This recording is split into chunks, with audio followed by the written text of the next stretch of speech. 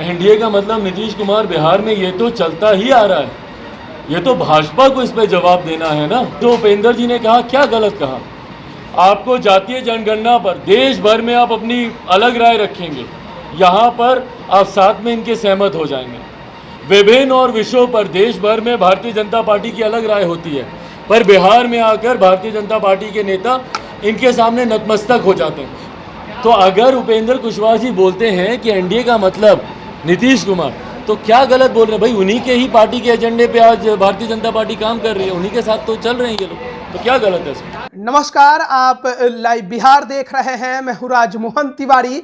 पिछले दिनों जेडीयू संसदीय बोर्ड के अध्यक्ष उपेंद्र कुशवाहा ने एक बड़ा बयान देते हुए ये कहा था कि बिहार में नीतीश कुमार का मतलब एनडीए होता है। अगर नीतीश कुमार नहीं तो फिर एनडीए भी नहीं। और अब इस पर जब लोजपा रामविलास के राष्ट्रीय अध्यक्ष से सवाल किया गया तो चिराग पासवान भी उपेंद्र कुशवाहा के सुर में सुर मिलाते नजर आए और खुलकर बता दिया कि आखिरकार बिहार में नीतीश कुमार का मतलब एनडीए क्यों होता है। क्या कुछ बता रहे हैं चिराग पासवान, वो हम आपको सुना रहे हैं। हाँ, तो ये तो रहा ही है भैया।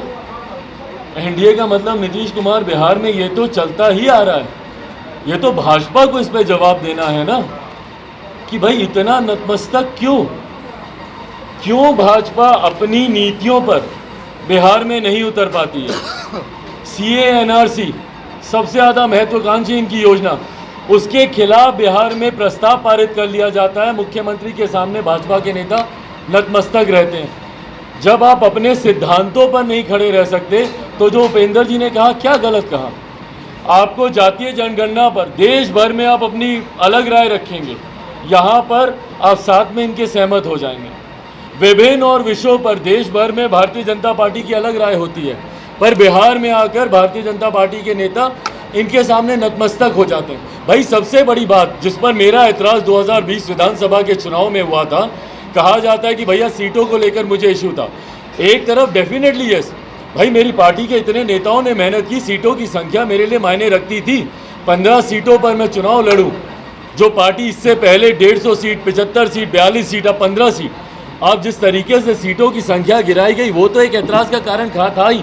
मेरा सबसे बड़ा विरोध का कारण था कि मेरे विजन डॉक्यूमेंट को, बिहार फर्स्ट बिहारी फर्स्ट, जिसपे मैंने मेहनत की, मेरे नेता अपनी अंतिम सांस तक जिस डॉक्यूमेंट की ड्राफ्टिंग करते रहे, उसको अब सरकारी एजेंडा का हिस्सा नहीं बनाएंगे।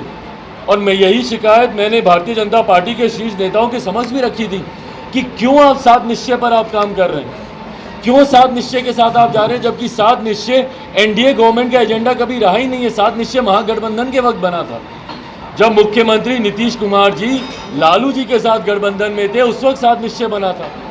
आज की जो सरकार चल रही है उसमें भाजपा का एजेंडा है कहाँ?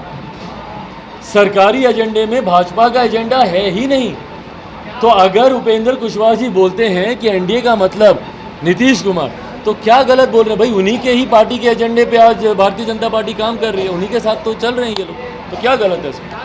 भले ही चिराग पासवान को लेकर ये लगातार कहा जाता है कि वो बीजेपी पर खुलकर नहीं बोलते, लेकिन आज जब वैसा सवाल उनसे पूछा गया तो बीजेपी को कटघरे में खड़ा करने से पीछे नहीं हटे। चाहे सीए एनआरसी का मुद्दा हो, चाहे जातीय जनगणना का मुद्दा हो, चाहे सात निश्चय योजना हो, हर मुद्दे पर चिराग पासवान ने बीजेपी को कटघरे में खड़ा किया और सवाल भी पूछा कि आखिरकार बीजेपी बिहार में नीतीश कुमार के सामने इतनी नतमस्तक क्यों हो जाती है।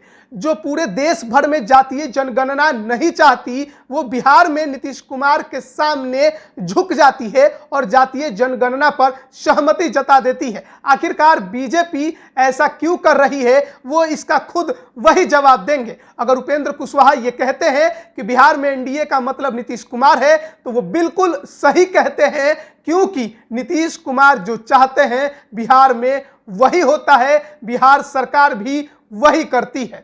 अब बने रहिए लाइव बिहार के साथ, तमाम अपडेट हम आप तक पहुंचा रहे हैं। आप सभी का बहुत बहुत धन्यवाद। लाइव बिहार यूट्यूब पर सब्सक्राइब और फेसबुक पर लाइक जरूर करें।